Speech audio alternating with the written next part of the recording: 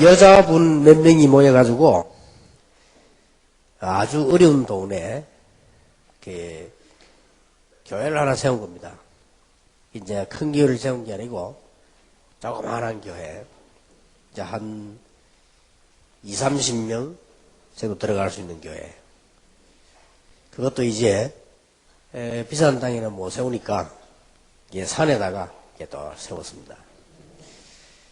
그러니까 뭐 짓기는 예쁘게 지었는데 최소한의 돈을 작게 들여가지고 이제 여자분들이 몇 명이 지은 교회이기 때문에 큰 무슨 재정은 들이지 않고 지었습니다.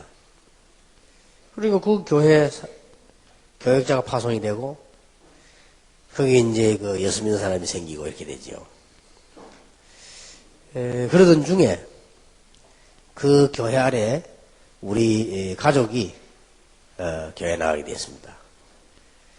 그런데 이제 그 교회는 세월이 많이 흘러가지고 지금은 좀 큰 교회 되어졌지만은 제가 거기서 복음을 듣게 됐고 거기서 예수 믿기 시작해가지고 지금까지 왔는데 여러분과 함께 이제 그 사람들이 복음 전해주고 교회를 지어준 사람들이 평신도 호주 사람들입니다. 그런데 제가 한 10년 만에 이 전도 운동에 이제 한 10년 만에 호주에 복음 전하러 가게 되었습니다. 그래서 이제 거기서 그렇게 느껴졌습니다. 몇 명이 모여가지고 전도 운동을 했는데 한 전도 시대를 만들어냈다. 여러분들이 지금 하시는 사역이 얼른 눈에 보이게 큰 사역이 아닌 것 같아도 세월이 조금 지나고 보면 한 시대를 만들어냅니다. 무슨 말인지 이해되십니까? 호주의 가정주부 몇 명들이요. 우리 방문해 왔을 때 봤는데 그분들이 힘을 조금 모아가지고 큰 교회는 못지고 조그만한 그 교회가 일신교회라고 말이에요. 그런데 그분들이 이제 지나고 나니까 이제 구경 왔는지 어쩌면 우리도 여행 오듯이 와서 한번 본 거 봤는데 우리 그때 볼 때는 뭐 서양인들이니까 돈이 많은가 보다 이렇게 알았죠. 근데 그게 아니고 몇 명이 지었는데 거기서 이렇게 저 같은 사람이 그 교회를 가게 되고 또 거기에서 이제 시작돼 가지고 지금 여기까지 왔다는 거예요. 얼마나 큰 겁니까? 그래서 어떤 분이 길에서 놀고 있는 아이를 4명을 불러가지고 성경을 가르쳤다고 합니까? 그 얘들이 성경 말씀을 듣는데 잘 듣는단 말이에요. 그래서 이제 매주 가르친 거예요. 근데 얘들이 이제 그 성경 말씀을 듣고 복음을 듣고 큰 거예요. 세월이 오래 지나고 난 뒤에 대통령이 초청을 했다고 합니다. 그래서 이분이 깜짝 놀라서 가보니까 오래전에 자기가 가르쳤던 어린아이가 그 아이가 커서 대통령이 된 거예요. 그래서 그걸 잊어버리지 않고 그 친구 4명이 복음으로 하나가 돼가지고 다른 친구들은 그 백악관에 같이 일을 하고 또 한 친구는 밖에 있는데 그래요. 그리고 친구들 다 모여서 자기에게 성경 가르쳐준 그 이름 없는 그 평신도인데 그 선생님 초청을 한 거예요. 그래서 이분이 너무 놀란 거예요. 알고 봤더니 그 대통령이 바로 미국의 후보 대통령이란 말이에요. 그렇게 복음 제대로 듣는 게 너무 감사해가지고 그 대통령이 어릴 때 복음이 바로 들어갔다면 그렇게 되겠죠. 여러분 바른 복음을 전해준다는 것이 얼마나 중요한 것인지 사역을 다시 한번 생각을 하셔야 됩니다. 그래서 예수님께서 이렇게 말씀하셨습니다. 요한복음 14장 1절에서 27절에 보면 너희는 마음에 근심하지 마라.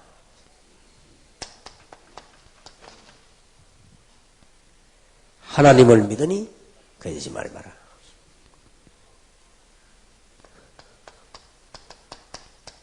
또 나를 믿으니 근심하지 마라.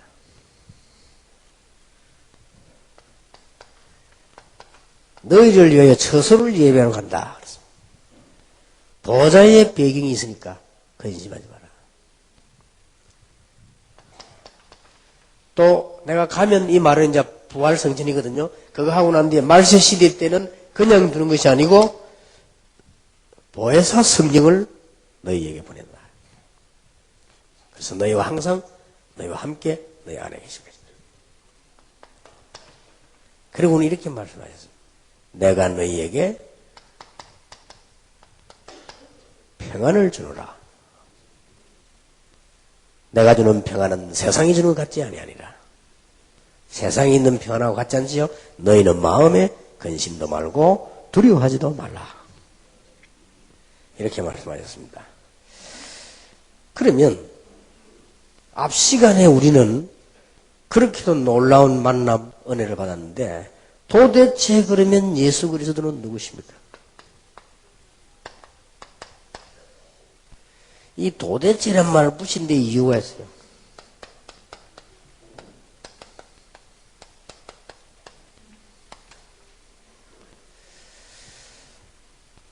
그렇게도 많은 증거가 일어난 도대체 그 말입니다.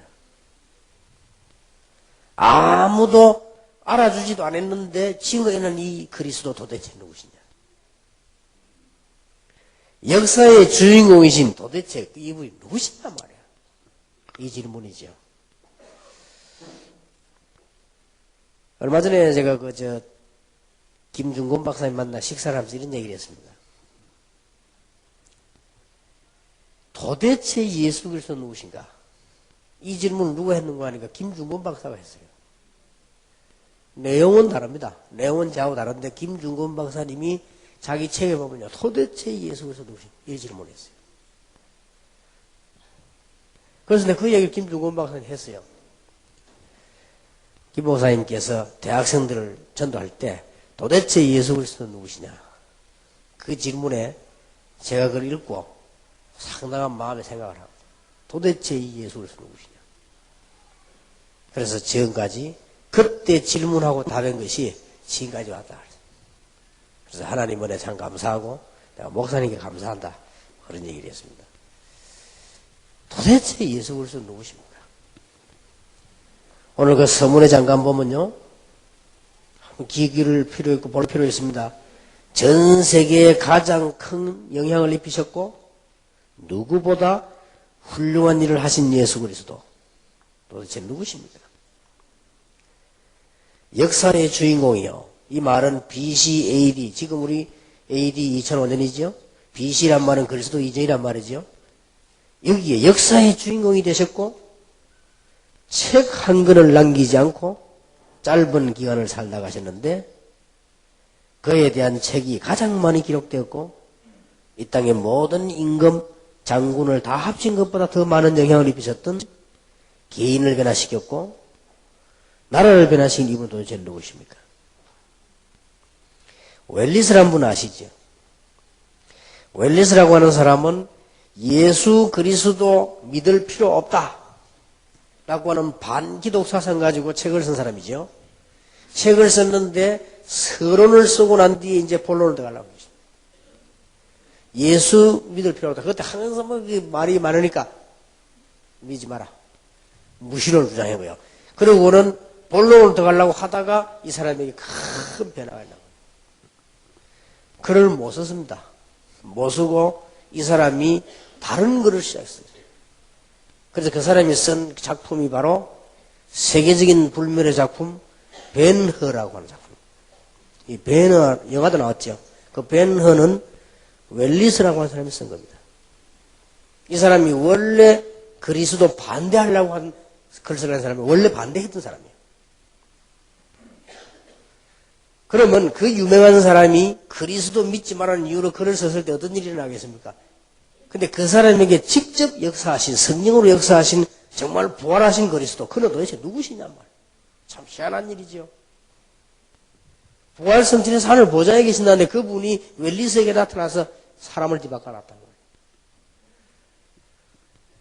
그분이 말이죠. 부활한 눈에 안 보인 줄 알았는데 그 이름만 들었는데 천하의 깡패의 기믹줄을 바꿔가지고요. 부흥사로 만들어놨어요. 도대체 그분이 누구냐 이 말이에요. 기가 찰 일 아니에요. 여기 보면 볼트윈이라고 합니다. 이 사람은 이런 말을 했습니다. 그 50년 안에 성경은 필요 없는 책이 된다. 그렇게 말했습니다. 볼트윈이 한 말입니다. 그 이유, 성경에는 너무 앞뒤 안 맞는 말이 많고 틀린 부분이 많다. 옛날에 무식한 사람들 쓴 글인데 한 50년만 지나면 필요 없는 책이 된다. 볼 트윈이 한 말입니다.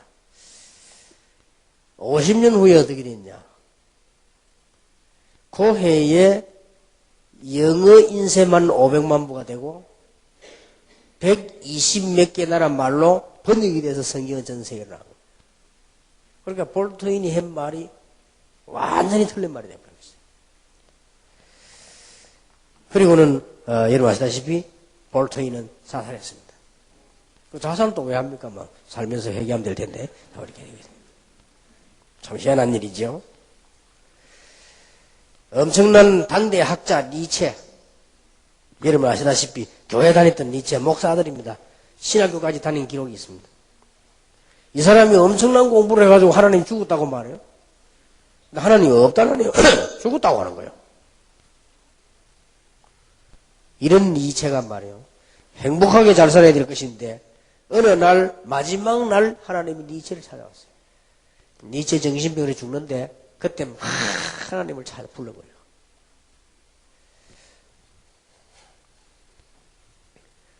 내가 한참 대학 전도하러 가니까요. 동아대학인가 들어가니까 누가 이래 써놨더라고요.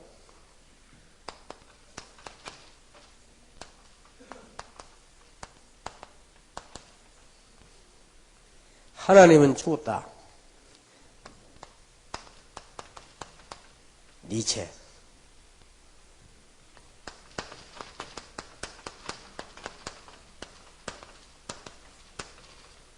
니체는 죽었다. 하나님. 어떻게 맞습니까? 둘 다 맞아요. 그러니까 아마 머리 뛰어난 아마 기독 학생들이 이렇게 붙여놨다. 딱 벽돌에 붙여놨다. 하나님은 죽었다. 니체는 죽었다. 하나님. 내가 보면서 보는 사람마다 기독교에 다 웃더라고요. 그죠? 어떻게 하나님이 죽을 수 있습니까? 죽는 존재가 아닌데요. 그죠? 도대체 이 예수 그리스도는 누구십니까? 볼 트윈이 없어진다고 하나님의 말씀은 더 많이 살아라고 자기가 자살해버렸어요. 하나님 죽었다고 말하는 니체는 죽어버리고요. 여러분 아시다시피 영국의 유명한 학자 스코트라고 하는 사람이 인생을 많이 살고 성공한 사람인데 나이가 많이 들어가지고 죽게 된 것입니다. 자기 자녀들 쭉 놓고는 이제 마지막 유언을 합니다. 내가 이제 아무래도 하나님의 품을 받아야 될 것 같다. 내가 이제 유언을 하겠다. 책을 가져오더라. 그러니까 아들들이 무슨 책? 갑자기 책 가져오라니까. 그때 스코트가 한 말이 책이 무슨 책이 있겠냐. 지금 내가 죽는데 내가 지금 하늘나라 가는데 영어책이 필요하겠냐 수학책이 필요하겠냐. 책이 하나님 말씀 아니냐. 원래 바이블이라고 하는 말이 비블로스에서 온 말 아닙니까? 비블로스란 말이 책 그런 뜻이거든요. 그리고 그 성경을 나중에 스코트라고 하는 사람이요 이 말씀에 대한 얘기를 하고 죽었다고 합니다. 도대체 이 예수 그리스도는 누구시냐. 도대체 예수는 누구시길래 그를 발견한 자가 그때부터 참 목적과 참 평안과 참 힘을 얻게 되는 것입니다. 더욱 놀랄 일은 인간은 5분 후의 일도 알지 못하는데 예수님에 관해서 수백 년 수천 년 전에 300번 넘어 집중적으로 예언됐다는 사실. 특히 탄생, 유년기, 죽음, 십자가, 부활 전부 예언됐습니다. 이 주님을 모시기만 하면 그 어떤 사람도 변화되고 맙니다. 도대체 그는 누구십니까?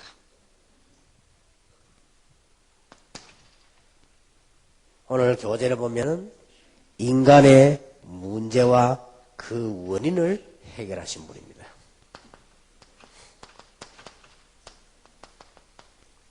그래서 승리하십니다. 하나님께서 그리스도를 보내신 이유는 인간의 문제와 원인을 해결하시려고. 자, 이 부분은 잘 설명되어야 되겠습니다. 인간의 문제는 뭡니까? 모든 사람이 죄를 범했다. 무슨 죄를 말합니까? 사람들은 죄 이렇게 하면 또 이게 오해합니다. 무슨 죄를 말합니까? 간단하게 말하면 하나님 떠난 죄라고 그러죠. 모든 사람이 하나님 떠나는 죄를 지었어요. 이걸 보고 원죄라고 합니다. 여기에 따라서 자범죄는 올 수밖에 없죠. 창세기 3장 1절 8절에 보니까 마귀의 유혹을 받아 선악과를 따먹고 하나님을 떠나게 된 거예요. 무서운 것은 그냥 집 나간 것이 아니고 창세기 3장 1절에서 8절에 보니까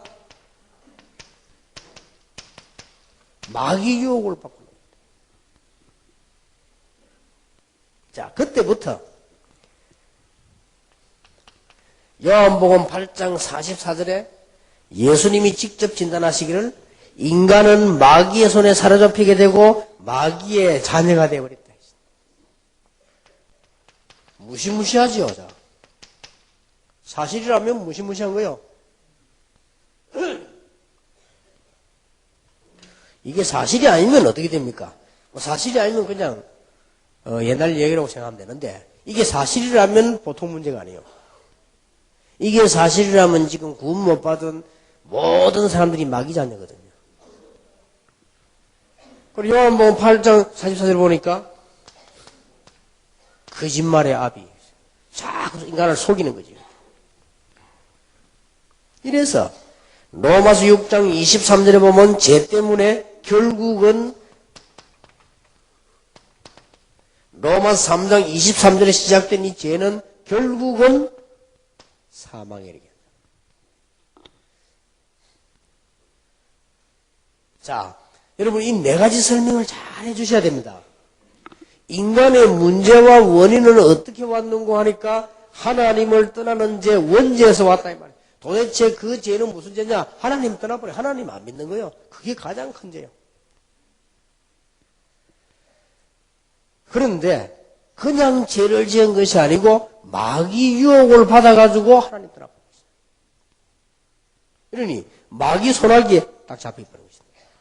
이때부터 마귀의 많은 테두리 권세 아래 놓이게 되어버립니다. 그래서 결국은 사망 가운데 빠지게 됐어요. 이게 인간의 근본 문제입니다. 누가 뭐래도 이 문제를 해결하지 못하면 행복해지지 않지요. 자, 그래서 하나님께서 이 문제를 해결하시려고 처음부터 복음을 주셨는데 이 문제 인간이 빠져 죽지 말라고 처음부터 사랑의 하나님께서는 그리스도를 보내시겠다 했어요. 메시아를 보내겠다. 왜 그렇습니까? 아무리 공부 잘해도 이 문제만은 해결할 수 없고 아무리 선행해도 이 문제는 해결할 수 없고 아무리 여러분 착해도 이 문제는 해결할 수 없고 여러분이 아무리 공을 쌓아도 이 문제 해결할 수 없다. 그래서 종교인들은 바보들이요. 종교를 가지고는 이 문제 해결할 수 없다. 그래서 세계에서 제일 지혜 있는 것처럼 보이지만은 제일 바보가 바리새인이요. 어떤 선행도 좋은 거지만 이 문제만은 해결할 수가 없다. 이게 인간의 문제입니다. 이게 바로 전달되어야 돼요. 아무리 돈을 벌어놨는데도 이게 들어오면 소용이 없는 거예요. 아무리 지위가 올라가고 성공했는데도 이 문제만 들어오면 소용이 없는데 이 문제만 해결돼 버리면 그게 전부 축복으로 바뀌는 것이다. 얼마나 감사한 일입니까? 여러분 자세히 보세요. 조금 사명자 여러분이 안타깝게 생각해야 될 것은요. 이거는 비난이 아니고 조금 안타깝게 생각해야 될 것은 지금 한국 세계교회가 전부 절대 이 이야기 안 하고요. 자꾸 이 얘기만 합니다. 뭐 윤리 같은 거죠. 그리고 자꾸 뭐 이렇게 질서 같은 거예요. 그 다음에 무슨 뭐 이렇게 구제 같은 거예요. 여러분 꼭 가르쳐줘야 됩니다. 이것은 눈에 안 보이게 상식적으로 하는 거. 왼손이 하는 거 오른손이 모르도록 하는 일. 이거는 그만큼 같이 있기도 하고 없기도 해요. 아무리 구제를 해도 사단의 손에서는 못 빠져나와요. 이거는 모르는데 어떻게 됩니까? 그래서 문제가 많은 겁니다. 여러분 이해됩니까? 이거를 세가족에게 반드시 알려줘야 돼요. 마귀의 운명 아래 놓였는데요. 어떻게 됩니까? 그래서 불신상 6가지가 온단 말이에요. 못 빠져나오는 거요. 그런데 그거는 얘기하지 않고 자꾸 딴 거 얘기합니다. 윤리 얘기하고 구제 얘기하고. 그거는 눈에 안 보이게 해야 되는 당연한 일이요. 그리고 이런 걸 해도 잊어먹어야 돼요. 한 줄도 몰라야 돼요. 그만큼 가치 있는 거고 없는 거요.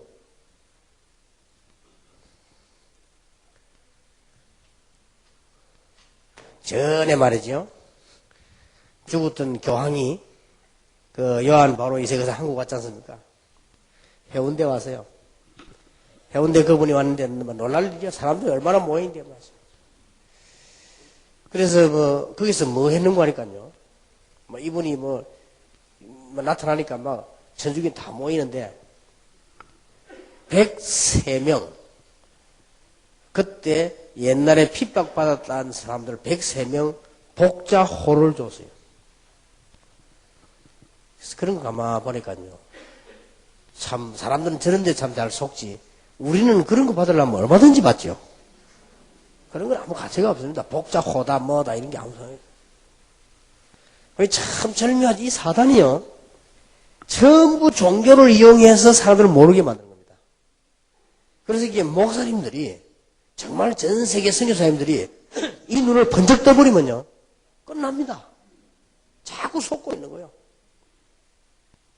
어떻게 보면 당장 윤리를 행하고 구제 이런 걸 크게 신문에 보도하고 하면요. 굉장해집니다. 이게 틀리다는 말이 아닙니다. 결국 인간은 이 문제에서 못 빠져나오기 때문에 이걸 해도 소용이 없고 안 해도 소용이 없어요. 이거 하는 거는 사회에 필요한 거지만은 결국 인간 문제를 해결할 수 없다. 또 정확하게 말하면 이런 정도 같으면은 예수님이 십자가 질 필요 없죠. 그래서 이런 정도 같으면 모든 종교를 갔잖아요. 그 말이 맞잖아요. 이런 정도 같으면 굳이 교회 갈 필요 없죠. 가까운 절에도 가고. 그렇게 수녀들은 휴가 갈 때 절에 간다고 안 합니까? 물어보세요. 다 같은 거예요, 자기들에게는. 당연한 얘기, 종교는 다 같아요. 종교는 다 좋은 거, 다 같은 거. 복음은 다릅니다. 분명히 얘기해 줘야 됩니다. 모든 종교는 좋은 것이다. 그러나 복음은 아니다. 모든 위인들, 성인들은 훌륭한 분들이다. 존경해 마땅할 분들이지만은 그리스도는 아니다. 분명히 해야 됩니다. 여러분 세 가지도 이거 분명히 안 해주면 나중에 큰일 나지요. 그래서 지금 미국 교회가 지금 문 닫고 유럽 문 닫아버리고 당연히 닫는 거예요. 당연히. 앞으로 한국 교회 당연히 문제 오는 거예요. 왜냐? 이거 강조하지 않으면요. 전부 이렇게 나가잖아요. 지금. 이런 중에 세 가족이 다 왔단 말이에요. 여러분들이 정확하게 얘기해 줘야 됩니다. 하나님께서 벌써 오래전에 예언하셨습니다.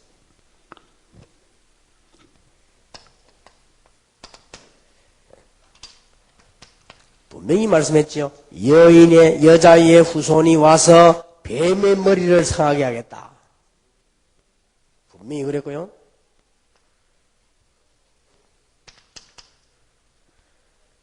출애굽기 3장 18절에 피 제사 드리는 날 능력으로 함께 하겠다. 이사야 7장 14절에 처녀가 잉태하여 아들을 낳을 것이니 그 이름을 임마누엘이라 하라.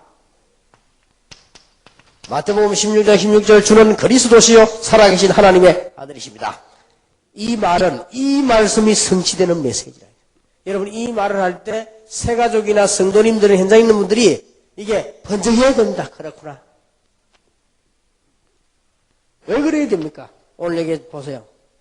요한복음 1장 1절에 14절에 인간의 근본 문제인 죄와 사명을 해결하기 위해서 말씀이 육신이 되어 오셨다. 이걸 보고 신학적으로는 성육신, 하나님이 사람의 몸을 입고 이 땅에 오실 것을 약속하셨는데 성취되어졌어요. 거기 임마누엘 성취되어졌어요. 왜 그래야 됩니까? 그래야만 요한일서 3장 8절에 죄와 사망의 근세를 잡은 마귀의 일을 멸해버렸지. 자, 여기 중요한 거는 마귀라고 안 그러고 마귀의 일을 멸해놓으셨다. 물론 마귀 다 멸했는데 마귀의 일이란 말은 창세기 3장 그 사건 그리고 그 전체를 멸해버렸다. 놀라운 일이요. 이게 성경구약의 예언이다 말이에요. 구약의 메시아 그랬어요. 이분이 오셨습니다. 그래서 베드로가 주는 그리스도시요 살아계신 하나님의 아들이십니다. 그게 공부회가 나오는 말입니까? 이 엄청난 부분의 답을 누가 말했는가 하니까 베드로가 대답했어요. 지구상에 제일 먼저 바요나 시몬아 네가 복이 있구나. 이를 네게 하겠네. 혈육이 아니요 하늘에 계신 내 아버지시니라. 아니 교육자들도 모르는데 뭐 휴부신도 알았단 말이에요. 역사는 나는 거예요. 그리고 제일 먼저 나사렛 예수 그리스도인이라 걸어라. 기적이 일어났어요. 제일 먼저 그리스도를 전 세계 선포하는 바울 기적이 일어났어요. 지금 복음 없어져가는 시대에 여러분이 전파하는 그리스도를 통해서 하나님은 기적을 일으킬 것입니다. 틀림없이 그렇습니다. 끝에 몇 가지만 딱 참고하시면 돼요. 도대체 그리스도는 누구십니까?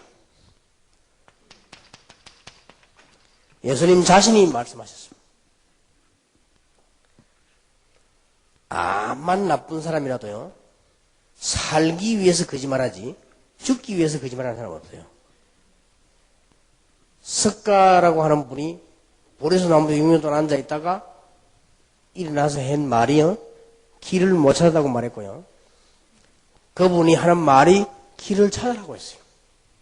참 대단한 분이요. 거짓말하지 않고요. 길을 못 찾았으니까 찾으라고 했어요. 저는 죽고 난 뒤에 성철 스님의 책을 봤는데, 살았을 때 봤으면 내가 찾아갔을 텐데 죽고 난 뒤에 봤어요. 그거 보니까 뭐라고 썼냐, 서문 딱 띄면서 나왔잖아요. 나 충격받아 몇 개 나왔어요. 성철 스님 있잖아요. 그분이 서론에 책 한번 사보세요. 서론에 보면 뭐라 써놨냐, 내가 왜 불교를 선택했는가 그러면서 답을 써놨는데요, 길을 찾지 못했기 때문에 불교를 선택했다. 아직도 길을 못 찾았다. 내가 길을 찾으면 불교를 떠날 것이다 라고 썼어요. 그 말 충격받았고, 또 읽어보니까 뭐라고 나왔냐, 석가에 대한 얘기가 나왔어요.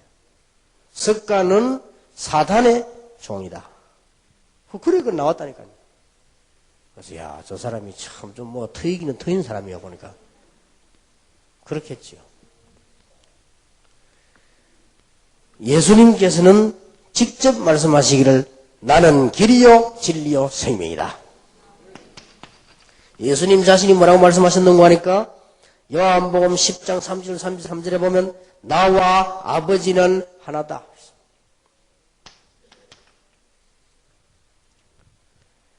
요한복음 14장 7절에서 9절을 보니까 나를 본 자는 아버지를 보았느니라. 그러니까 하나라고 말이에요. 마태복음 28장 18절에 하늘과 땅의 모든 권세를 내게 주셨다.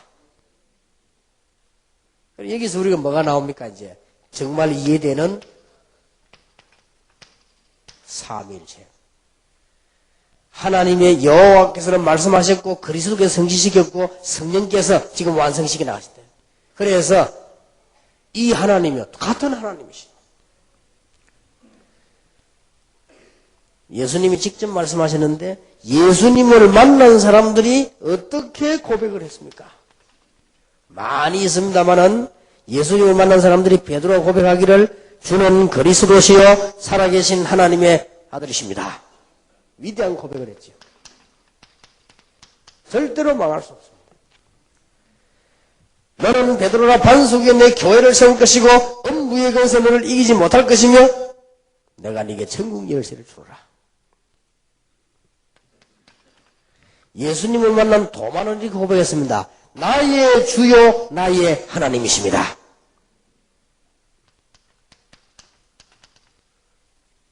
자, 여기서 지금 깨달아지는 부분이 있죠. 여기서 지금 뭐가 나오는 거 아니고 뭐가 전달되어야 되는 거 아니까요. 그렇게도 잘 가르치고 그렇게도 바르게 살고는 여호와의 증인이 예수님은 하나님 아니다. 무슨 말인가 알겠습니까? 무슨 싸움인가 알겠습니까? 영화를 퍼져 떼야 됩니다.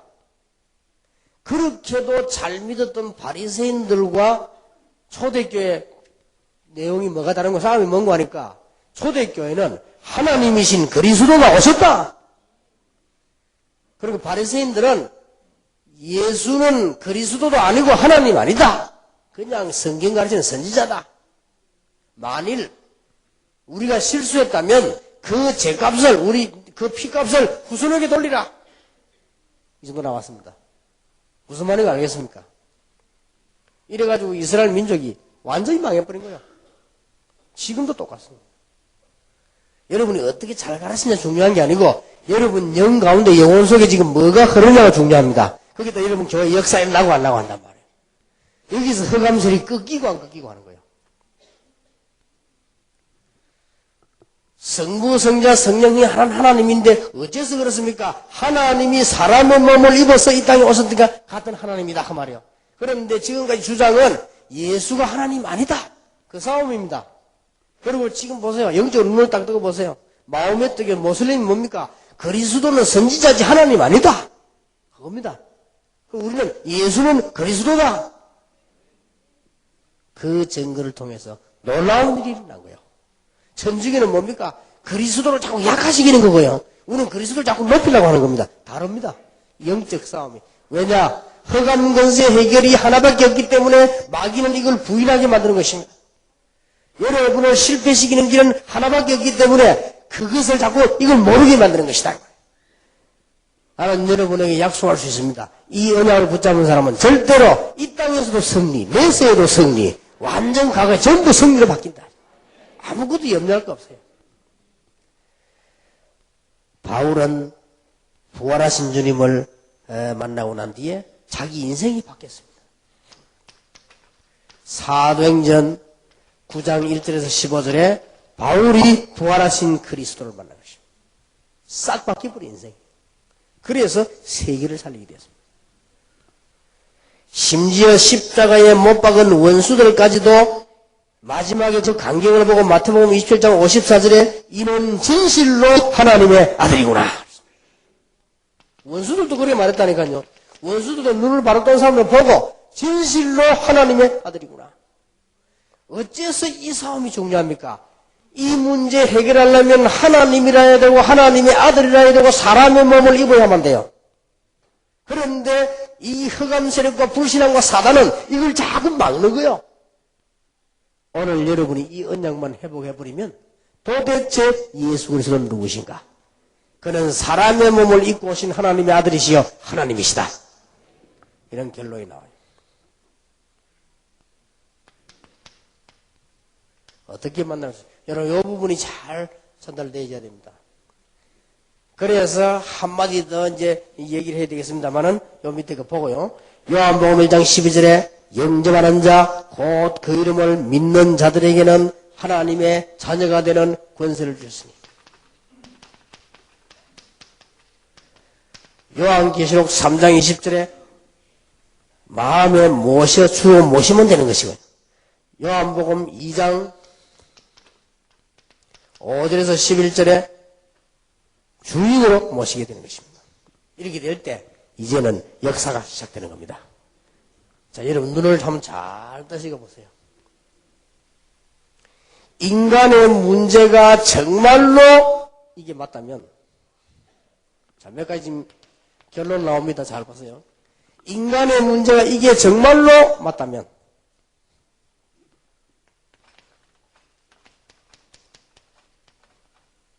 인간에게 지금 가장 필요한 게 뭐냐? 이렇게 되죠. 이 문제가 정말로 인간의 문제가 맞기 때문에 눈을 뜨면 뜰수록 인간에게 가장 필요한 문제는 이 문제도 아니요. 인간에게 가장 필요한 문제는 종교 문제도 아니요. 인간에게 가장 필요한 것은 그리스도다. 이렇게 되죠. 이게 사실이라면 어떤 결론이 나오느냐? 인간의 문제가 정말로 이 문제가 맞다면 동정녀 탄생해야만 메시아가 되는 것입니다. 그래야만 하나님이 될 수 있어요.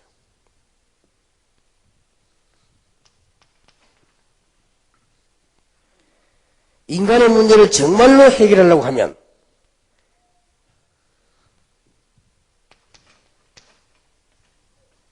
죽음에서 부활하신 그리스도라 했네. 이게 하나님이란 증거요. 이런 결론이 탁 나와집니다. 기적이 일어나게 될 것입니다. 다락방이 앞으로 얼마만큼 커질 것이냐? 크기로가 말하는 건 아닙니다. 얼마만큼 역사가 날 것이냐? 한 시대의 기적이 일으키게 될 것입니다. 지금까지 못하는 사람들만 모였는데 어떻게 역사가 일어났냐? 하나님의 언약이 그 속에 있습니다. 그렇기 때문에 지금까지 왔습니다. 앞으로 이 길은 이 눈을 열어 빨리 뜨셔야 되겠죠. 시대마다 이게 없어지는 운동이 지금 회복되는 중에 있단 말이에요. 그렇다면 여러분이 세 가지를 바꾸면 이제는 문제는 해결되기 시작합니다. 인간의 우리 지금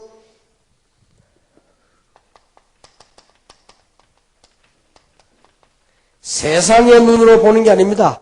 세상을 참고하고 있지 세상의 눈으로 보면은 절대로 해석할 수 없습니다. 그래서 오늘 당장 버려야 될 것이 뭐냐? 인본주의입니다. 우리가 깨달는 것은 인본학이지 인본주의는 아닙니다. 그 다음에 사람의 방법 가지고는 되지 않습니다. 그게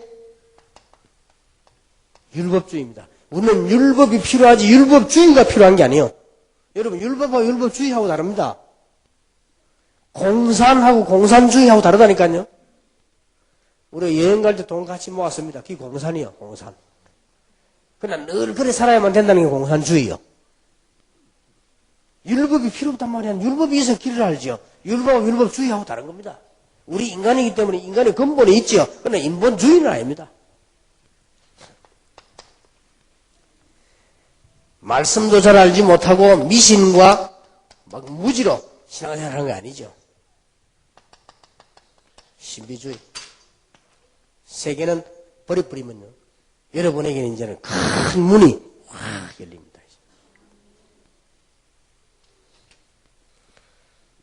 그리고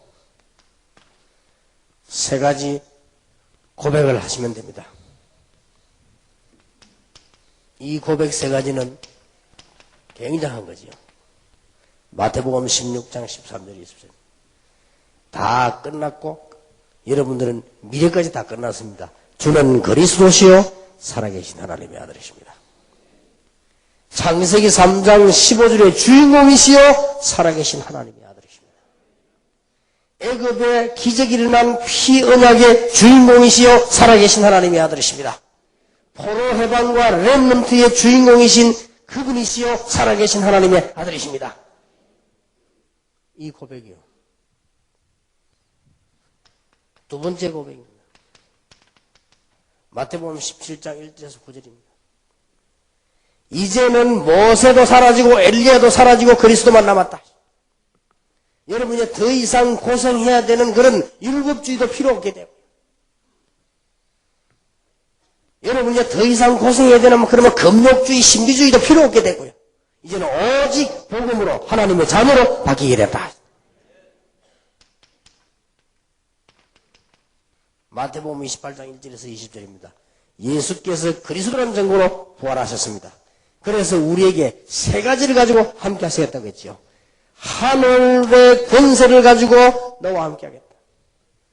땅의 권세를 가지고 너와 함께 하겠다. 성삼위 하나님의 놀라운 권세를 가지고 우리와 함께 하겠다. 완벽하지요. 지금 이 시간도 눈에 안 보이게 성령은 여러분과 함께 완벽하게 역사하실 것입니다.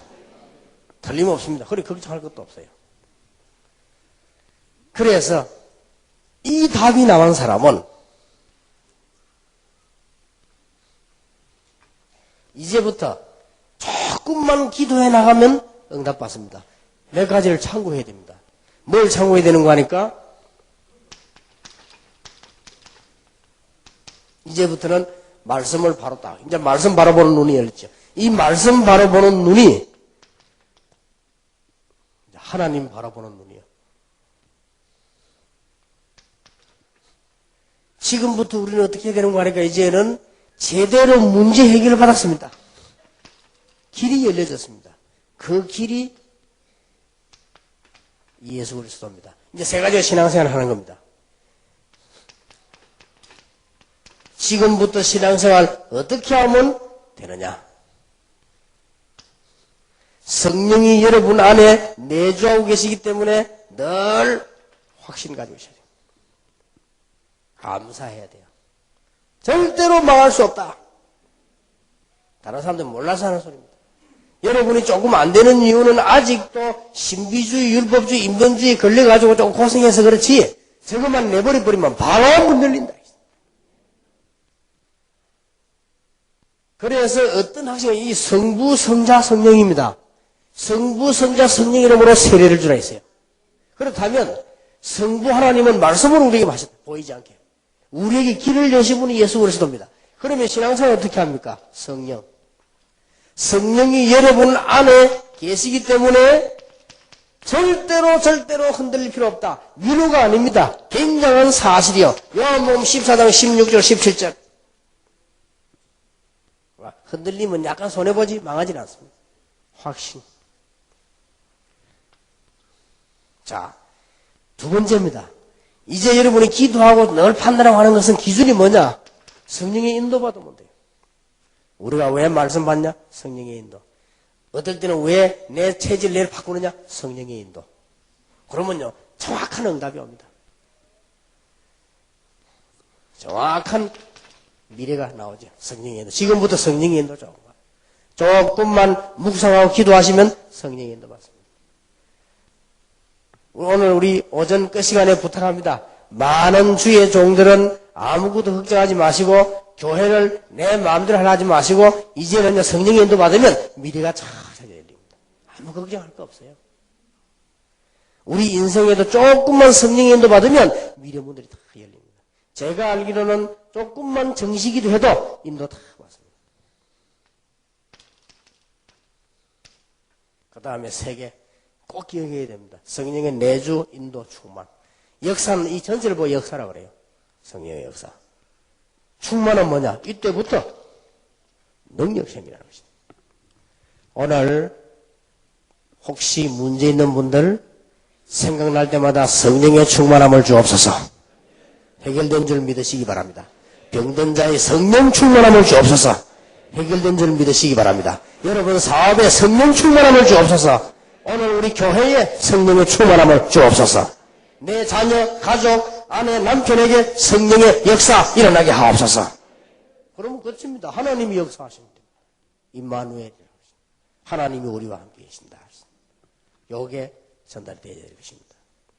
오늘 여러분에게 그리스도의 축복이 시작되는 이 길을 예수 이름으로 축원합니다. 기도하겠습니다. 만왕의 왕이 되신 주 예수 그리스도의 은혜와 하나님의 사랑과 우리와 항상 함께 계시는 지금도 역사하시는 성령님의 내주인도 역사하심이 이제 참 언약을 붙잡고 승리할 하나님의 사람들 위해 새 가족들 살리며 미래를 살릴 하나님의 종들 위해 자신 살리며 연약했지만 하나님의 능력으로 응답받을 모든 하나님의 종들 위해 지금으로부터 영원까지 항상 함께 계실지어다. 아멘.